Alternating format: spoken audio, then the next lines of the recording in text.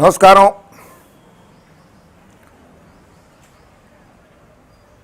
భారతదేశ అత్యున్నత న్యాయస్థానం సుప్రీంకోర్టు అన్నా, గౌరవ హైకోర్టులన్నా, న్యాయమూర్తులన్నా నాకు చాలా గౌరవం. అదేవిధంగా చంద్రబాబు నాయుడు గారన్నా, నిమ్మగడ్డ రమేష్ కుమార్ గారన్నా చాలా చాలా అభిమానం నాకు.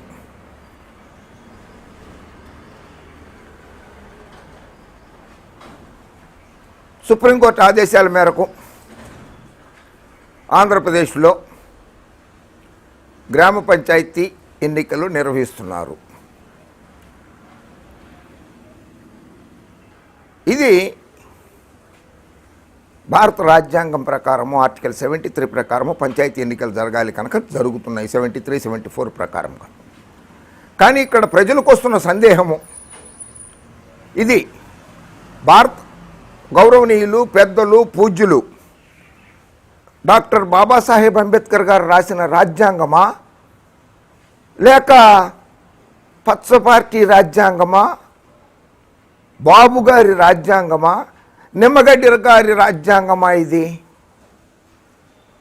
ఏ రాజ్యాంగం ప్రకారంగా ఎన్నికలు జరుగుతున్నాయో అర్థం కాని పరిస్థితి, గందరగోళ పరిస్థితి ఏర్పడింది.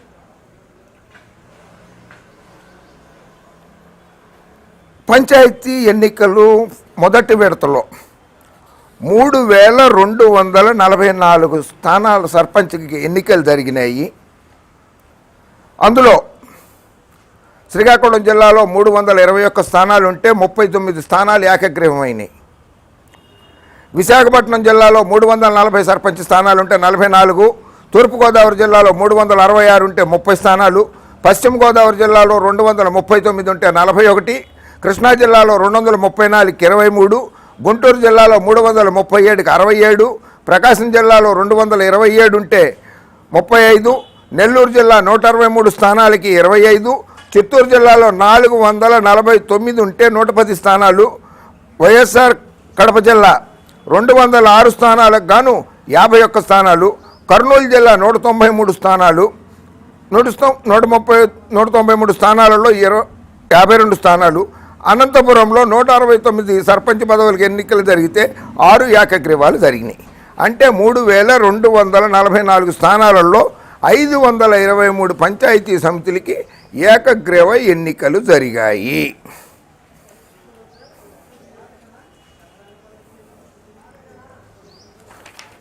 ఇది list.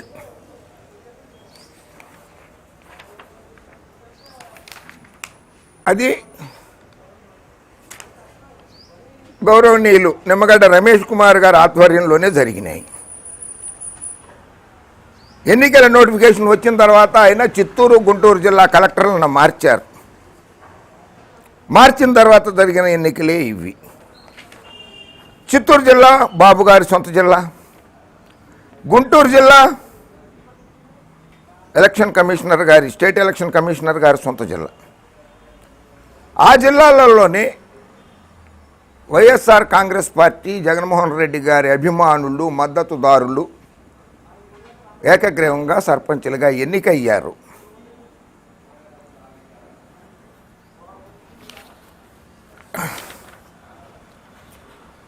AP state election commission Vijayawada press note date 5/2/2021.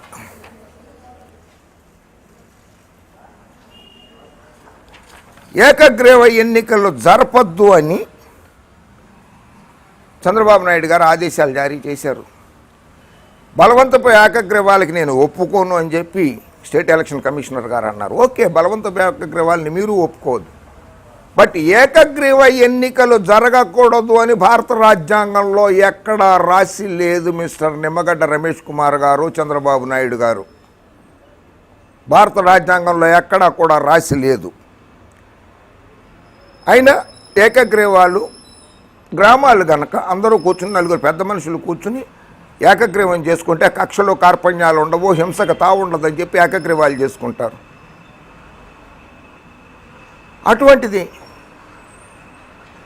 అట్లాంటి ఏకగ్రీవాలను కూడా మీరు ప్రోత్సహించదలుచుకోలేదు. అంటే గ్రామాలలో కక్షలు కార్పణ్యాలు, హింసాత్మక వాతావరణాన్ని నెలకొల్పుదామనుకుంటున్నారా? సరే, 5/2/2021 నాడు మీరు ఒక లెటర్ రాశారు. Pending examination of the reports both the collectors of Chittoor and Guntur are directed not to go ahead with the declaration of unanimous results and put them on hold till the commission gives its clearance. The collectors of Chittoor and Guntur shall send detailed reports and only on examination of which the commission shall take further course of action. The commission also intends to take action in case of any failures with regard to any functionary in this regard as per these reports. బాబు గారు,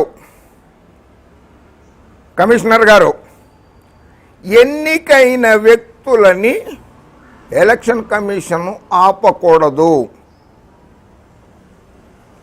ఎన్నికైన అభ్యర్థులని ఎన్నికని ప్రకటించకూడదు అనేది ఏ రాజ్యాంగంలో రాసింది? వాళ్ళ ఎన్నిక చెల్లుతుందా చెల్లదా అనేది high court సుప్రీంకోర్టులు చూస్తాయి. హైకోర్టు సుప్రీంకోర్టుకి అధికారం ఉన్నదా? వాళ్ళ ఎన్నిక చెల్లుతుందా చెల్లదా అని చెప్పి అధికారం వాళ్ళకే ఉంది. గౌరవ హైకోర్టుకి గౌరవ సుప్రీంకోర్టుకు మాత్రమే ఉంటుంది. వాళ్ళ ఎన్నిక చెల్లుతుందా చెల్లదా అని చెప్పి నువ్వే చెప్తానంటే మీరు రాసుకున్న రాజ్యాంగం ఇదేమన్నా? భారత రాజ్యాంగం అనేది ఒకటి ఉంది. అయినా గతంలో కూడా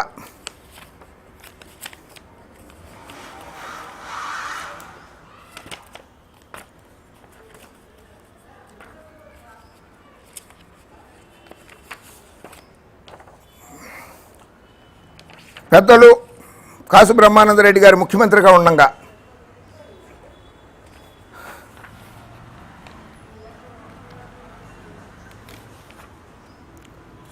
1964-71 మధ్యకాలంలో ఆయన ముఖ్యమంత్రిగా పనిచేశారు. కాసు బ్రహ్మానందరెడ్డి గారి హయాంలో కూడా ఏకగ్రీవ ఎన్నికలు జరిగితే గ్రాంట్లు 3,000 పైన జనాభా గల గ్రామాలకు 5,000 రూపాయలు, చిన్నపల్లెలకు 2,500 రూపాయలు అని ప్రకటించారు ప్రభుత్వం. రాష్ట్ర ప్రభుత్వం ప్రకటించింది.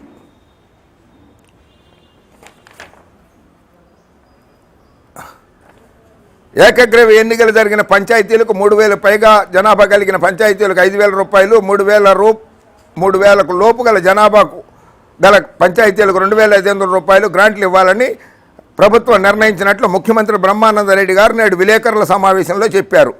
ఏకగ్రీవ ఎన్నికలను ప్రోత్సహించడానికి ఒక ఉపయోగకరమైన కార్యానికి మొత్తాన్ని వినియోగించడంతో పంచాయతీలకు తోడ్పడడానికి ఈ గ్రాంట్లను ఇస్తున్నట్లు ఆయన చెప్పారు.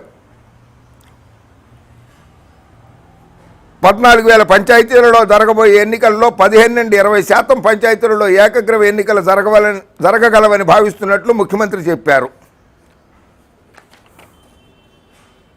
బ్రహ్మానందరెడ్డి గారు అంటే ఎప్పుడో 1964 నుంచి 65 నుంచి కూడా ఈ గ్రాంట్లు ఇవ్వడము, ఏకగ్రీవాన్ని ప్రోత్సహించడం జరుగుతోంది.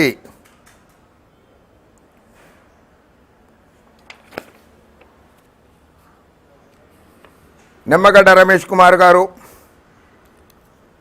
చంద్రబాబు గారు, గాలి సింగ్, ఆయన ఎవరో పీకే అంటారు, ఆయన్ని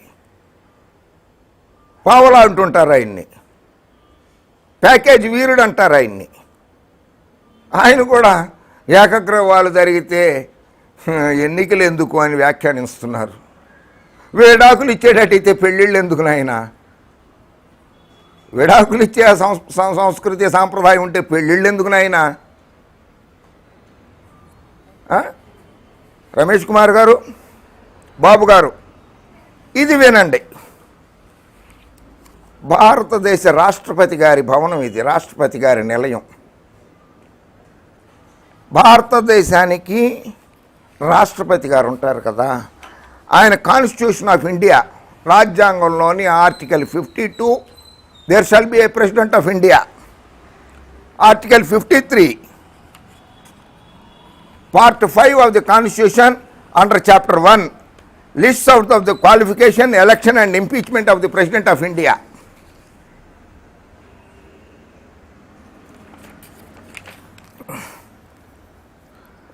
Article 52, the president of India, there shall be a president of India.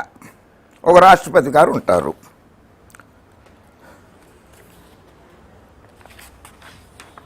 Article 54 of Indian constitution of India, రాజ్యాంగం 54వ అధికరణ ప్రకారంగా రాష్ట్రపతి గారి ఎన్నిక జరుగుతుంది.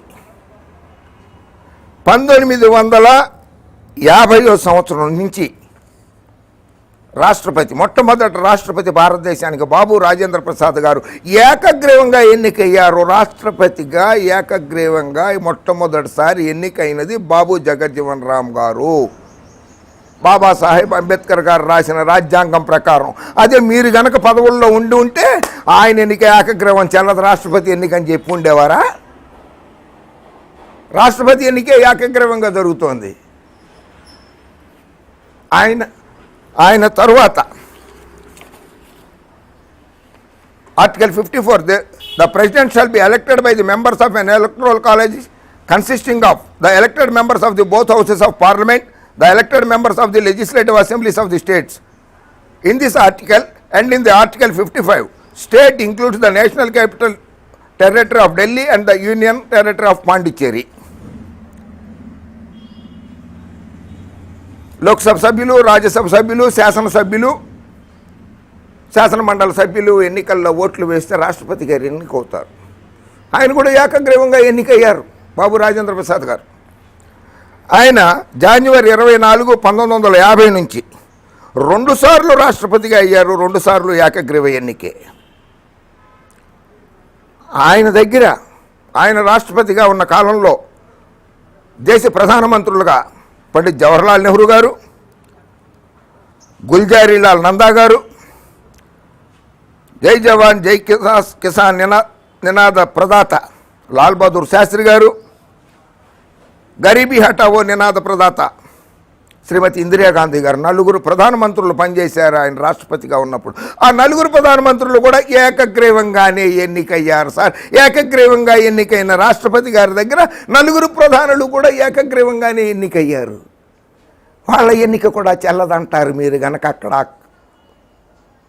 ఎన్నికల సంఘం అధికారిగా ఉండుంటే. అవ్వా. ఆ తర్వాత సర్వేపల్లి రాధాకృష్ణన్ గారు, తెలుగు రాష్ట్రానికి సంబంధించిన ఆయన 13 మే 1962 నుంచి 13 మే 1967 వరకు రాష్ట్రపతిగా ఉన్నారు. అంతకుముందు ఆయన ఉపరాష్ట్రపతిగా ఉన్నారు. ఉపరాష్ట్రపతి పదవికి కూడా ఎన్నికలు లేకుండా ఏకగ్రీవంగానే ఎన్నికవుతున్నారు. అంటే రాష్ట్రపతి constitutional authority of India, constitution of ఇండియాకి హెడ్గా ఉన్నటువంటి రాష్ట్రపతి గారు, ఉపరాష్ట్రపతి గారు కూడా ఏకగ్రీవంగానే ఎన్నిక జరిగింది. సర్వేపల్లి రాధాకృష్ణన్ గారు ఉపరాష్ట్రపతిగా ఏకగ్రీవంగా ఎన్నికయ్యారు. ఆ తర్వాత తెలుగు రాష్ట్రానికే చెందిన హైదరాబాద్కి చెందినటువంటి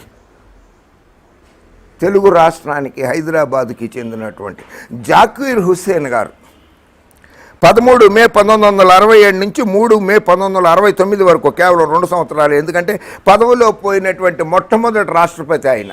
అధికారంలో ఉండి పదవిలో ఉండిపోయిన మొట్టమొదటి రాష్ట్రపతి ఆయన చనిపోయారు. 2 సంవత్సరాలే ఉన్నారు. ఆయన ఏకగ్రీవంగా ఎన్నికయ్యారు.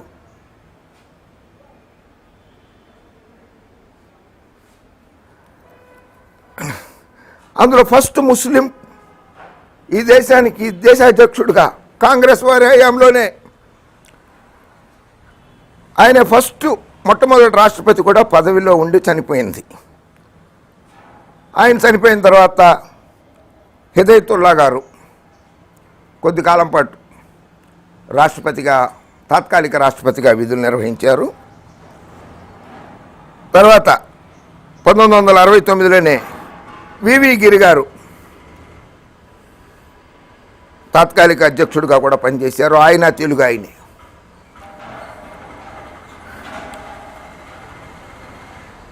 ఫక్రుద్దీన్ అలీ అహ్మద్ గారు ఆయన కూడా రాష్ట్రపతిగా పదవిలో ఉండి చనిపోయిన వ్యక్తి.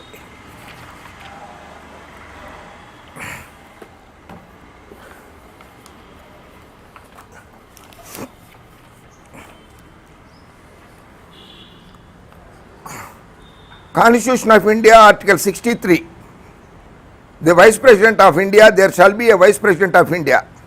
Article 66, the Constitution of India, Election of Vice President. The Vice President shall be elected by the members of an electoral college consisting of the members of the both houses of Parliament in accordance with the system of proportional representation by means of the single transferable vote, and the voting at such election shall be by a secret ballot. By a secret ballot. రాజ్యాంగంలోని article 66 ప్రకారంగా ఉపరాష్ట్రపతి ఎన్నిక కూడా జరుగుతుంది. భారతదేశంలో ఇప్పటి వరకు జరిగిన ఉపరాష్ట్రపతి ఎన్నికలు చాలా మటుకు 95% ఏకగ్రీవంగానే జరిగినాయి.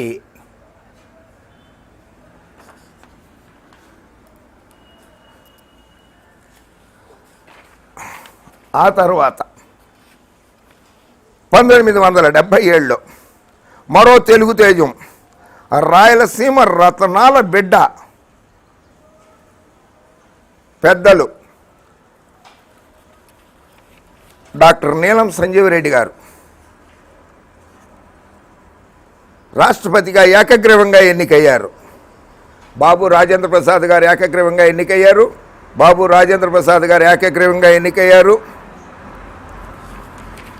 జాకిర్ హుస్సేన్ గారు ఏకగ్రీవంగా ఎన్నికయ్యారు. సర్వేపల్లి రాధాకృష్ణన్ గారు ఉపరాష్ట్రపతిగా మొట్టమొదటిసారిగా ఏకగ్రీవంగా ఎన్నికయ్యారు.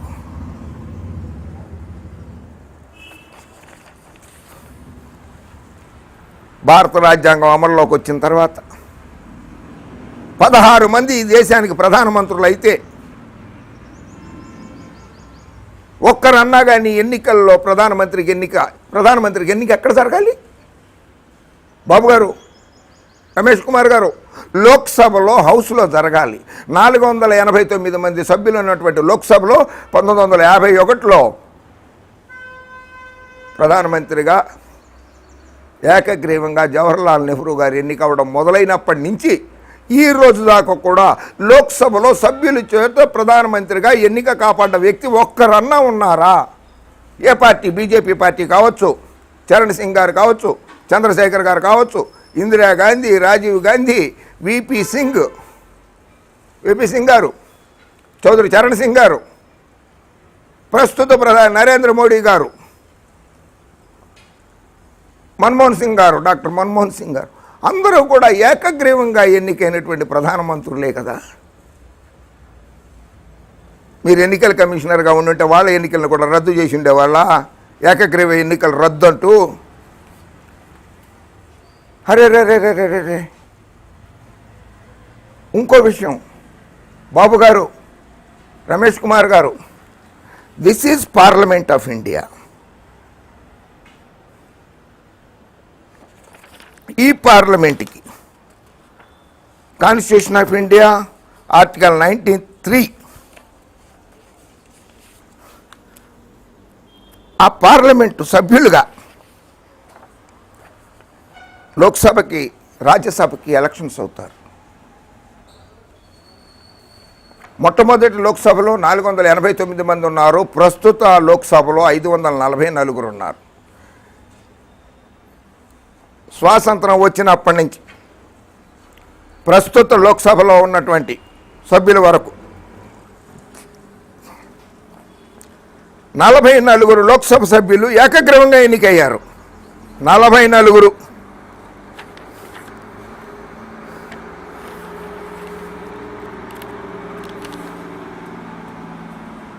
అందులో ప్రముఖులు దిల్ కుమారి సిక్కిం నుంచి, సిక్కిం సంగ్రామ పరిషత్ పార్టీ నుంచి, సిక్కిం నుంచి 1985లో, Farooq Abdullah garu National Conference from Srinagar 1980లో, Pramilabai mother of Congress Prithviraj Chauhan from Karad in 1973, PM Sayeed of the National Congress from Lakshadweep in 1971, and Congress Yashwantrao Chauhan garu Nashik నుంచి 1963లో గెలిచారు.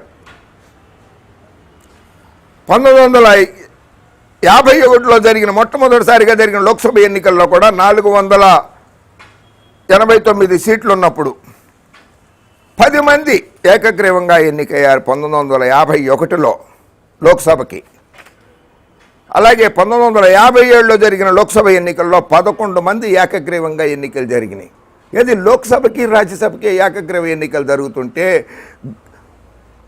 స్వరాజ్య సాధన కోసం పోరాడినటువంటి గ్రామ స్వరాజ్యాల్లో పంచాయతీల్లో ఏకగ్రీవ ఎన్నికలు జరగకూడదు, జరిగితే కష్టము, ఆ ఎన్నికల ఫలితాలని నేను ఆమోదించేంత వరకు చెప్పొద్దు, ఏకగ్రీవాల ఎన్నికలు పరిశీలించాలి. ఇది ఎక్కడి న్యాయం అండి? ఈ రాజ్యాంగంలో ఎన్ని ఉల్లంఘనలు చేస్తారండి? ఆఖరిసారిగా భారతదేశానికి జరిగినటువంటి లోక్సభ ఎన్నికలలో 2009 సంవత్సరంలో ములాయం సింగ్ గారి కోడలు, ములాయం సింగ్ మాజీ ముఖ్యమంత్రి అఖిలేష్ గారి భార్య, అఖిలేష్ యాదవ్ గారి భార్య, ములాయం సింగ్ గారు అన్న అఖిలేష్ యాదవ్ అన్న నాకు చాలా గౌరవం. అఖిలేష్ యాదవ్ గారి భార్య, ములాయం సింగ్ యాదవ్ గారి కోడలు డింపుల్ యాదవ్ 2009 సంవత్సరంలో జరిగినటువంటి కన్నౌజ్ అసెంబ్లీ బై ఎలక్షన్లో, కన్నౌజ్ ఉత్తరప్రదేశ్ రాష్ట్రంలోని కన్నౌజ్ అసెంబ్లీకి జరిగిన బై ఎలక్షన్లో ఈ శ్రీమతి డింపుల్ యాదవ్ ఏకగ్రీవంగా ఎన్నికయ్యారు. ఆవిడ 44వ వ్యక్తి, లోక్సభకి ఏకగ్రీవంగా ఎన్నికైనటువంటి వ్యక్తి.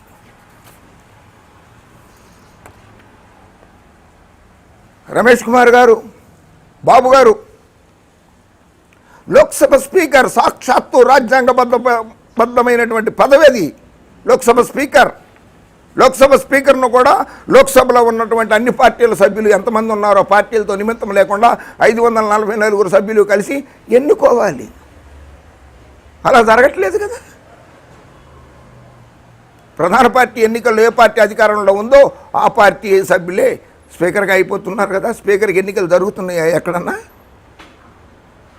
మీరు చూసారా ఎప్పుడన్నా? చూడలేదు కదా. మరి స్పీకర్ ఎన్నిక కూడా, ఏకగ్రీవ ఎన్నిక కూడా రాజ్యాంగ విరుద్ధమేనా? లేకపోతే బలవంతపు ఎన్నిక అదేమన్నా?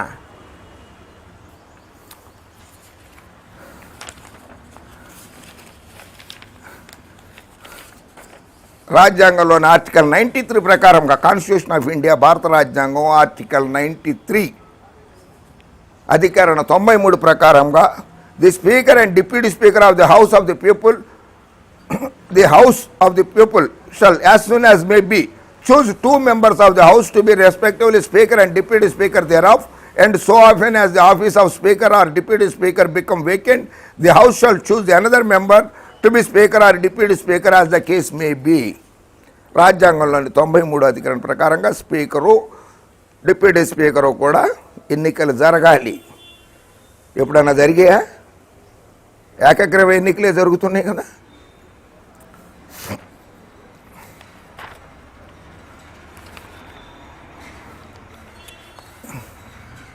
ఈ app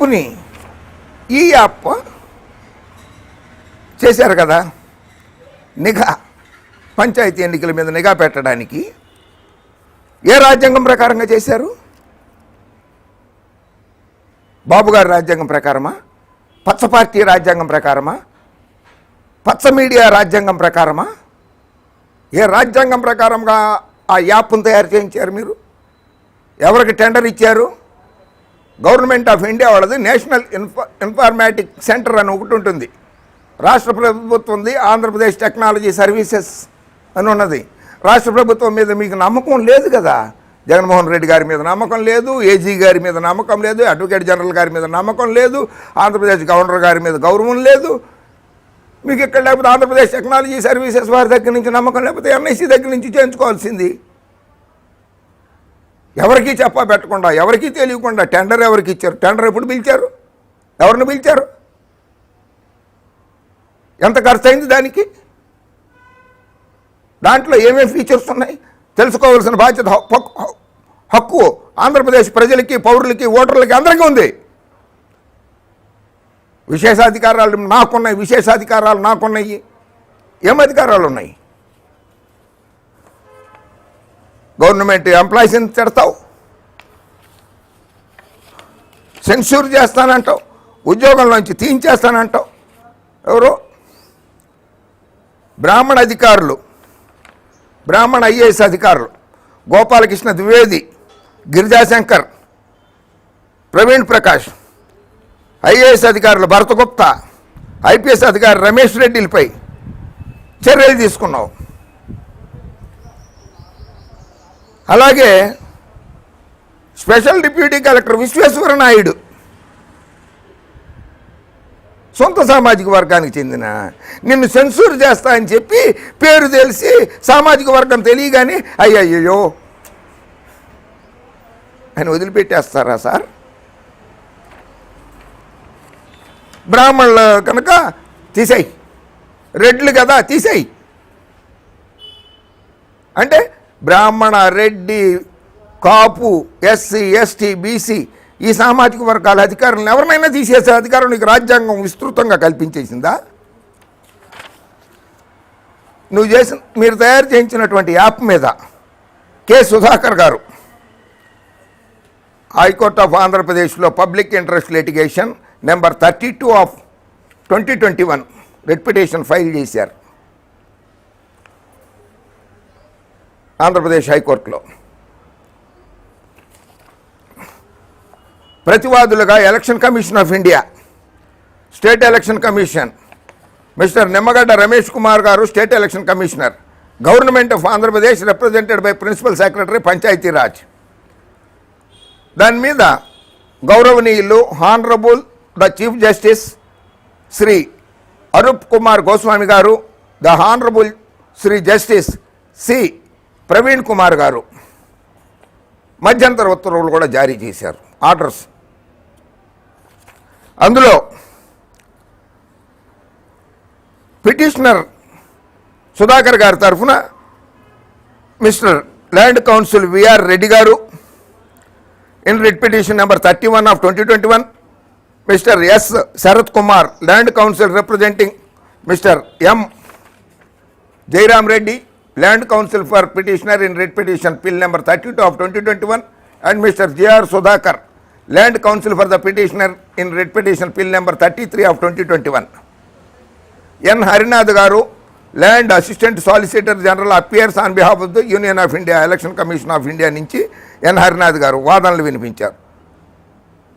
N Ashwini Kumar learned standing counsel appears on behalf of the AP state election commission. Avinash Desai learned counsel appears on behalf of the election commission of India. C Suman learned government pleader appears on behalf of the state government. వీళ్ళందరిది arguments విన్న తర్వాత N Ashwini Kumar garu learned counsel appearing for the state election commission states that he is not aware of the set development and wants to take instructions on the aspect as well as on certain other aspects in relation to the assertions made in the petitions.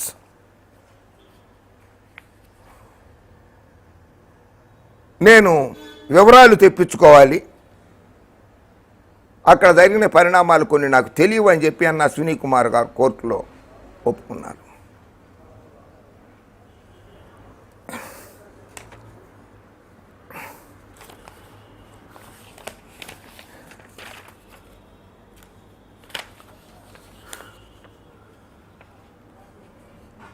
High court అడిగిన ప్రశ్నలకి సమాధానాలు చెప్పారా నిమ్మగడ్డ రమేష్ కుమార్ గారు?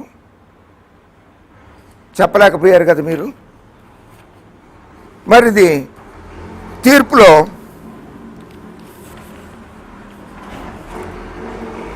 మూడో తారీఖు నాడు మీరు ఆ యాప్ని లాంచ్ చేస్తారు, సెక్యూరిటీ ఆడిట్ సర్టిఫికెట్ లేకుండా లాంచ్ చేశారు.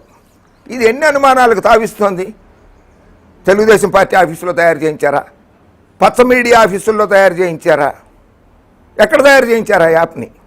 ప్రజల్లో చాలా అనుమానాలు ఉన్నాయి. అంత అత్యవసరంగా ఎవరికీ తెలియకుండా తయారు చేయించాల్సిన, పారదర్శకంగా లేకుండా చేయించాల్సిన అవసరం ఏంటి? 4వ తారీఖు నాడు 3వ తారీఖు నాడు లాంచ్ చేసేసి దాన్ని యాప్ని 4వ తారీఖు నాడు మీరు లెటర్ రాస్తారా? ఏమని? The state election commission had written a letter to the managing director Andhra Pradesh Technology Services, which is stated to be the nodal agency for certifying the application website in respect of cyber security, requesting issuance of security audit certificate for hosting the e-watch application in the Andhra Pradesh State Data Center server. So submitted that the process of certification normally takes about 5 days at the first instance. Launch చేసేసిన తర్వాత సర్టిఫికేట్కి apply చేయటం ఏంటి sir? ఇది ఏ రాజ్యాంగంలో రాసింది నిమ్మగడ్డ రమేష్ కుమార్ గారు? బాబు రాష్ట్ర ప్రజలకి చెప్పండి బాబు. మీకు రాజకీయ కోరికలుండి లోక్సభ సభ్యుడిగానో, రాజ్యసభ సభ్యుడిగానో, శాసనసభ్యుడిగానో, శాసనమండలి సభ్యుడిగానో ఉండాలి అని అనుకుంటే పచ్చ పార్టీలో చేరుకోండి, తప్పులేదు, ఎవరు అభ్యంతరం పెట్టరు. కానీ ఎన్నికల కమిషనర్గా విధులు నిర్వహిస్తూ మాత్రం ఒక పార్టీకి కొమ్ము కాయకూడదండి.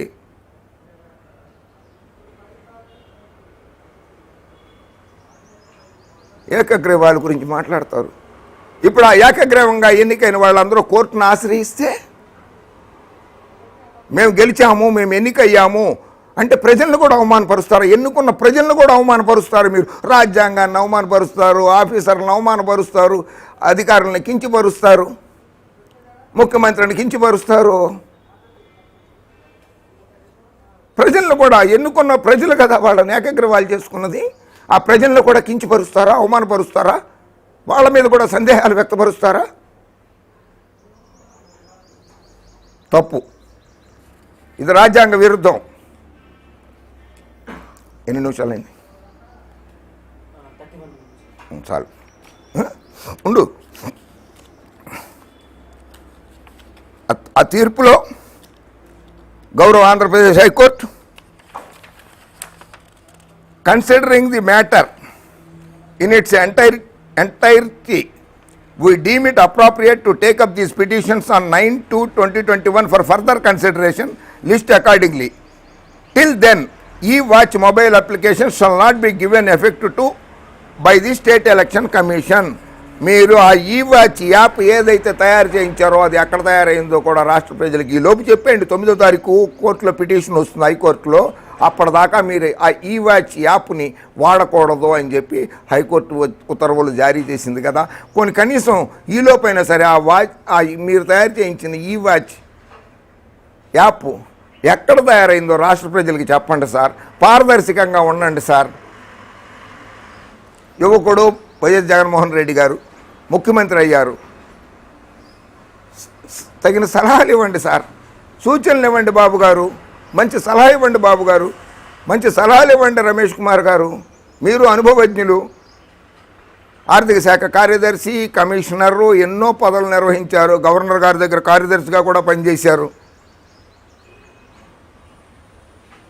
యువకుడు వైఎస్ జగన్మోహన్ రెడ్డి గారికి మంచి సలహాలు ఇచ్చి రాష్ట్ర ప్రజలకి మంచి పథకాలు అమలు అయ్యేలాగా, రాష్ట్రం అభివృద్ధి చెందేలాగా మంచి సలహాలు ఇచ్చి మంచి పేరు తెచ్చుకోవాల్సిందిగా విజ్ఞప్తి చేస్తూ ప్రార్థిస్తూ మీ తిప్పరాజు రమేష్ బాబు, జర్నలిస్ట్, హైదరాబాద్. జై హింద్.